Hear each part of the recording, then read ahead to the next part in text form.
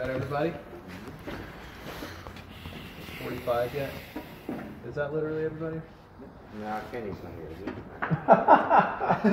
We had to run for the border. It's a Taco Bell reference. Oh, wait, That's an inside joke. want to know. I'll fill them in. We work together. All right. So, line side, load side. Line side has shit in it. Load side has wires. Has wires now. Congratulations. Those should be line side, not load side, though. What I'm going to have you do, you do not have to test voltage here being backfed. I promise you it is not backfed. I promise. Okay. Never assume. But well, you can assume on this because it's in a controlled zone. So what we're gonna do when you come into here, what's the first thing you're gonna do? The first thing you're gonna do, you're gonna lock it out because you can still open it. Let's lock it out, and you should. In fact, you can't open it when it is locked out, but you can turn it on. Open. Don't do that if it's 480. So, first thing you're going to do, you're going to come over here, you're going to lock it out. You're going to lock it out here so you can't turn on the handle, because if you lock it out here, you just can't open it. You guys know that though. Secondary side, just lock it out. You don't have to test voltage, it's not being backfed, but lock it out. It's a good practice to get into. You need to lock out everything you're doing, because in real life, it could get backfed. Okay? Sorry for you guys back there. Can you hear me? Okay. So you're going to lock it out, you're going to open it up, you're going to grab your voltmeter, not your fucking Meggar, your voltmeter. And you're going to measure phase to phase and phase to ground. And you're going to write the voltages down. Okay? You need to know your phase to phase voltage for AB, BC, and AC. A to ground, B to ground, C to ground. What you're going to do is you're going to average them.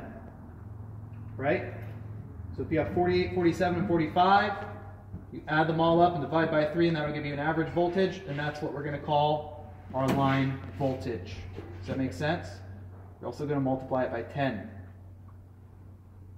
Because it's going to be like 47 or 46 point something. Let's say 46.5, right? Well, this is a 480 volt transformer, so it's really going to be 465.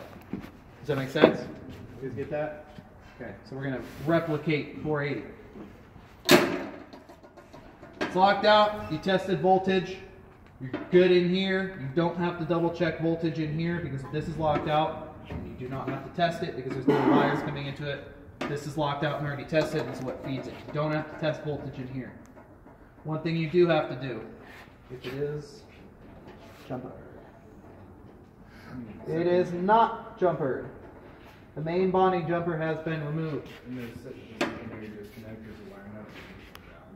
What? The secondary disconnect, there's a wire nut with the ground going into the main line. Seriously? No. It's a cheese dick. What? That's fucking retarded. That's what they're teaching here. Okay, so what you need to do is never fucking do that in the field. Undo this. I didn't realize that. Thank you for saying that. I just saw wires. I'm like, yeah, don't worry about it. The neutral and ground are bonded here. Right? In the secondary disconnect. So you will need to open it and break them apart because You ring it out. it's XO and you need to test X to ground. XO is part of X. It derives the neutral for the secondary side. Because where the fuck else are you going to get a neutral? You can't pull a 480 neutral and bring it into here. Sorry. You have 480, 277 coming in. You can't have 120, 208 going out, and then use the same neutral. That's not how it works. You have to derive a neutral from the transformer. So you will break that neutral. Okay? Apologize. So you do have to do something in there. Voltage testing, don't worry about. That, do worry about. Lock it out. Locked out. Voltage, there's not going to be any voltage in here at that point. Next thing you're going to have to do, the coils, all of the coils are connected. Should be. Let me rephrase that. All of the coils should be connected. High to high and low to low. All H's and all X's. What you need to do is you need to verify it because you can't look inside that core. Last time I checked. So what you need to do is you need to get your same meter and you need to go to continuity. When you have your continuity, you test continuity from H3 to H2, H3 to H1, and H2 to H1. There's 3 of them. There's no HO. It's not a thing. Okay? Oh, I've had a few on my lab.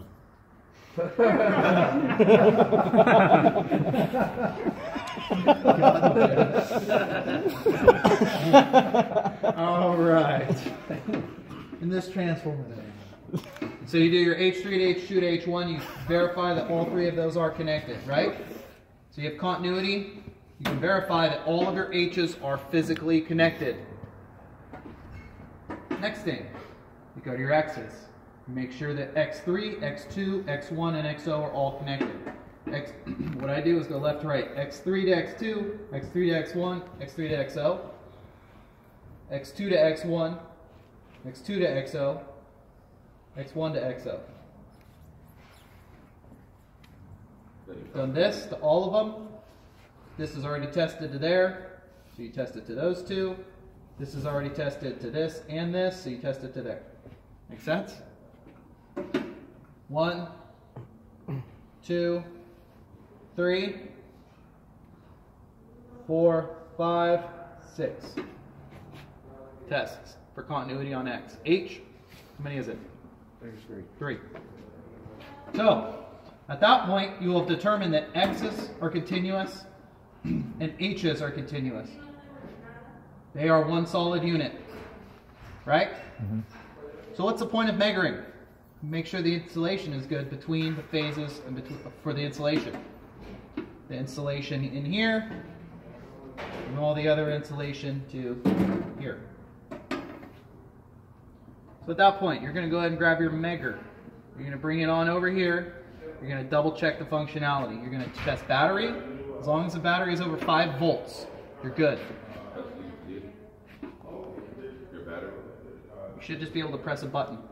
No triangle or something? He was saying delete X? No, you just Square? press a button. Circle? No, there's No like need a to little nothing. button to test the battery on the Meggar. I was just saying. Test the sorry, Meggar's George. battery. You just press a button. It's a blue button. That is it. It tells you a voltage reading. If it's over 5 volts, you're good to go. Got it? After you test the battery, saying this is good to go, you have to determine what your acceptable resistance is going to be. What did I tell you it was? It's the acceptable resistance. 1 mega ohm per 1,000. 1 mega ohm per 1,000 volts. Under 1,000, 1 mega ohm minimum. It also depends. If you actually look into, if you look at the paperwork, the manufacturer's paperwork that you get with this equipment, it will tell you. What I'd like to see, depends. If this thing's super beat and old, then it might not be great. But I would like to see you test the resistance value of the insulation for at least 10 seconds. At least 10, okay? Or if it stops before that. When you get to 10 seconds, you can record that number. Okay? The 3 spots you are going to make sure that you measure are from the high side to the low side, which is any X to any H, because we've already determined they're continuous. So you can do any to any, right? And then any H to ground, and then any X to ground. When you go to ground, can you just go to the chassis? Right here. Why? The paint. There's paint on there that will give you a higher resistance value. You need to go right on the ground lug. It's already been scratched off. There's no paint underneath it where it connects. So it will be a lower resistive value. And you want the least resistive value to measure against to make sure that it's safe at the lowest point. Okay? So you go from H to ground, X to ground, any H to any X. 10 seconds each. You'll read those values. You will then say if they're acceptable values. You'll have to determine that. The next thing you're going to do after that, if you haven't done it already, is average your voltages of the three, right? You're going to average A to B, or A to B, A to C, and B to C. You're going to multiply or add them all together and divide by 3. That'll give you like 46, 47, 48, 45, whatever it is. Go to the first decimal point. So 48 point, let's just say it's 47.1. Let's just say that's what it ends up being, okay? You're going to have 471 volts, theoretically, okay? What you are going to do is you are going to come to the taps, and these taps tell you input voltage to correct. So if you have 471 volts, you want to go to the closest tap possible for this unit. You don't go above, you can also go below, just the closest to it. So 471, what's closer, 480 or 468? 468, sorry. 468 is closer, so you go to tap 4, and that will give you the closest output voltage at 120. It will be the closest to it. It will be a little bit higher, but not much.